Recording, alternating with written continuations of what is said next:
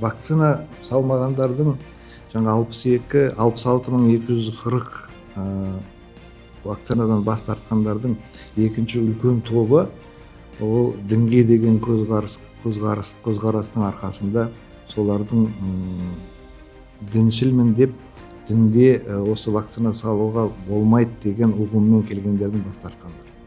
Жарайды, ол да мүмкін дұрыс шығар. Бірақ көз салып көрейік.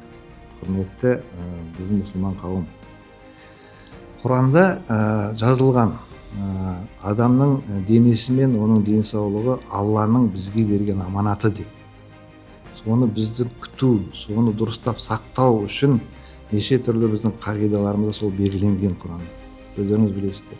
Біздің 5 уақыт намаз оқып, оның алдында дәрет алуымыздың не бар, содан қалған нәрсе емес пе?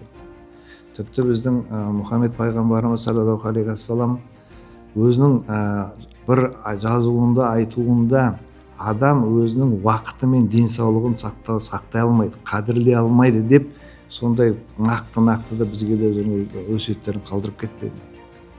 Жарайды, оған да құлақ салмады дейік. Біз бәріміз жыл сайын қазір қазылыққа барып келе жатырмыз. Умраға барамыз, қазылыққа барамыз. Сол кезде араб мемлекеттердің бізге қойған талаптарына сай біз бәріміз барып қажетті вакцинаңдарын алып жатырмыз. 4 вакцина, 5 вакцина, қазір араб елдері 6-шы менингитке қарсы вакцина енгізіп жатыр. Сонда олардың діні бөлек па бізден? Жоқ, біздің діні оларға қарағанда басқаша ма? Сол сұрақты ойланыңыздаршы. Жоқ, біздің өз басымыздың өміріміз бізден шыққан балаларымыздың өмірінен қымбатырақ па? Неге біз өзімізді ойлауымыз керек та балаларымызды оған ойламауымыз керек? Әр нәрсенің сұрауы бар. Сол балаларымыз Құдай сақтасын, сол ауырып, арғарт емделіп шықса, жазылып кетсе, жақсы, көре жазылып кетпесеші. Ертең о дүниеде сол сұрақты қояды ғой. Саған беріп тұрған неге бас тарттың деп. Сұрақ қойса, сол сұрақтарыңызға жауаптарыңыз дайын ба? Соны ойлануымыз керек. Құрметті қауым. Айта кетейін, мысалға өткендегі пандемия кезінде әлемдегі ең өзінің халқын 100% вакцина салып аман алып қалған мемлекеттердің бірі осы араб мемлекеттері. Сондықтан сол араб мемлекеттерінің адам өлу көрсеткіші ең төмен дүниеде. Соның неге мысалға солардың көздері жетіп соның бәрін жасап жатыр, біз неге жасамаймыз? Неге біздің дініміз бөлек? Осындай сұрақтарға жауап іздеңіздер. Жауабын табыңыздар. Оның жауабы тек қана біздің дұрыс түсінуімізде. Біздің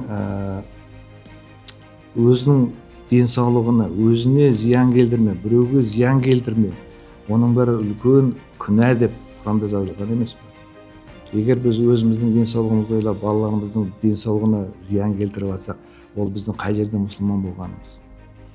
Осындай тақырыпты бүгін көтеріп отырған себебім жаңағы 10 мыңнан астам дінді арқалап, діннің арқасында вакцинадан бас тартқандарға айтарым, осы жағын қайтадан ойластырайық.